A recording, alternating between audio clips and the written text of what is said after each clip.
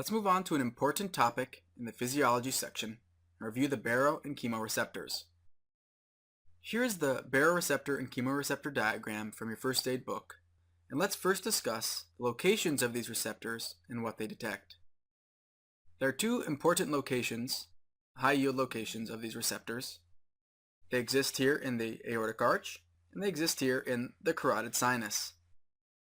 Baroreceptors detect changes in pressure. They respond to arterial wall stretching. Chemoreceptors, on the other hand, detect changes in oxygen tension, pH, and changes in carbon dioxide. These are two critically important places because they essentially make sure that the important parts of our body are all being perfused adequately.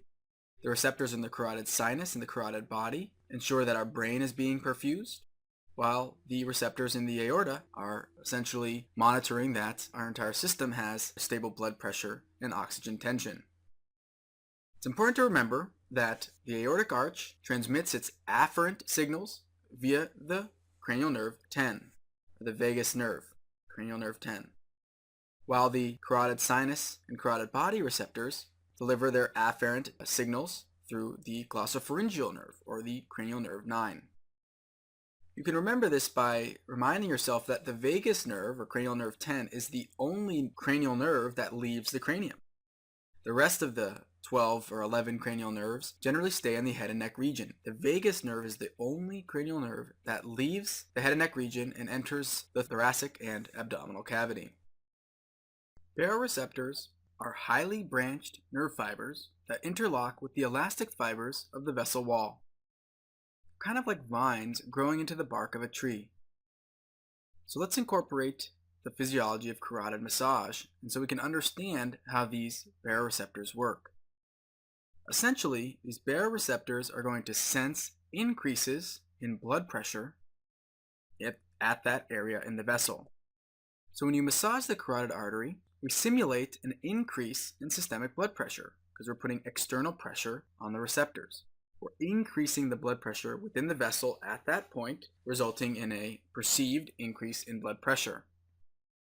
This increase in wall pressure will cause the baroreceptors to have an increase in stretch, and as such, it'll induce the receptors' ion channels to open and allow an increase in ion influx, resulting in activation of the baroreceptors and a depolarization impulse that travels back to the brain, or the brainstem specifically, through the specific afferent fibers, either the glossopharyngeal or the vagus nerve. This ultimately results in adaptations of the parasympathetic autonomic nervous system or the sympathetic autonomic nervous system. The brainstem senses this transmission from the baroreceptors and causes an activation of the parasympathetic or sympathetic nervous system. So if you have an increase in blood pressure, say by pressing on the carotid sinus in a carotid massage, do you think we would activate the parasympathetic or the sympathetic nervous system?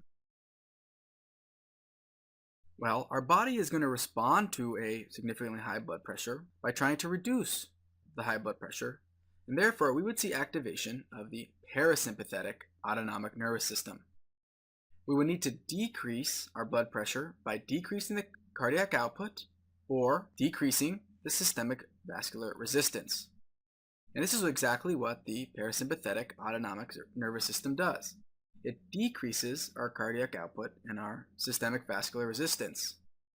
So really what happens is the neurons in the medulla, as we can see here, the neurons in the medulla go down the vagus nerve, send signals down the vagus nerve to the AV and SA node, causing a reduction in heart rate, causing a decrease in cardiac output. The parasympathetic nerves will increase acetylcholine release in the SA and EV nodes. It'll act on that hyperpolarized, activated cyclic nucleotide gate, the HCN gate on the pacemaker cells. It will decrease the slope of the phase 4 in the pacemaker action potential and result in a slower heart rate and a reduction in cardiac output. This will cause a subsequent or correlative change or reduction in blood pressure as a result of increased pressure sensed at the carotid sinus baroreceptor. The converse happens in settings of hypotension. In settings of hypotension, we have a decrease in stretch of the baroreceptors, and we actually want to have a subsequent increase in cardiac output and systemic vascular resistance to counteract that hypotension. So in this situation, we will actually see a decrease in parasympathetic autonomic tone. So we have a reduction in the parasympathetic outflow, resulting in the SA and AV node increasing their heart rate as a result in order to compensate for hypotension by increasing their cardiac output and systemic vascular resistance. So now let's move on to discuss the chemoreceptors. Chemoreceptors, similarly to the baroreceptors, exist in the carotid body, carotid sinus area, as well as in the aortic arch. These are known as peripheral chemoreceptors because they exist outside of the central nervous system. When we talk about central chemoreceptors, we're talking about ones specific to the central nervous system. Both central and peripheral chemoreceptors respond to changes in carbon dioxide, partial pressure of carbon dioxide, pH, and oxygen tension. But an important point to remember is that oxygen is only sensed in the peripheral chemoreceptors.